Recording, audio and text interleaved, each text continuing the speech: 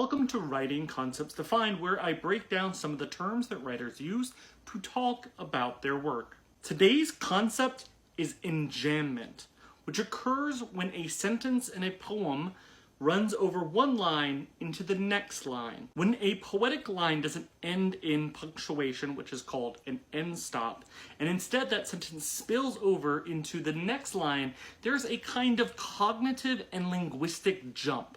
The space and time between the end of one line and the beginning of another can introduce a kind of ambiguity and also new interpretations to that interrupted phrase. This is a tool poets use all of the time, and now that you know what it's called, you're going to start to see it in a lot of poetry. But if it's a little confusing, which it is a little confusing, I'm going to give an example. I have a poem where there's a phrase, and the phrase is dancing with no one to impress. So the line is broken after no one. So the line reads, I am dancing with no one. And that reading of the line, once it's interrupted, evokes a kind of loneliness. It evokes a solitude.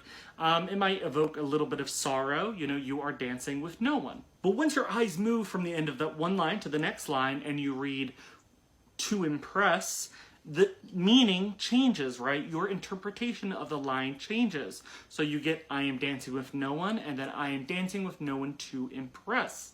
What I think is really interesting is that enjambment offers you to look at that poem and read it both ways. Because one is a singular line, I am dancing with no one, and one you read as a couplet, I am dancing with no one to impress.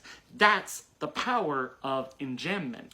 So next time someone is talking about where to break a line and how the lines are broken up or what a line looks like on a page, and you think that's totally frivolous, remember that understanding and using enjambment can add new interpretations and meaning to a poetic work.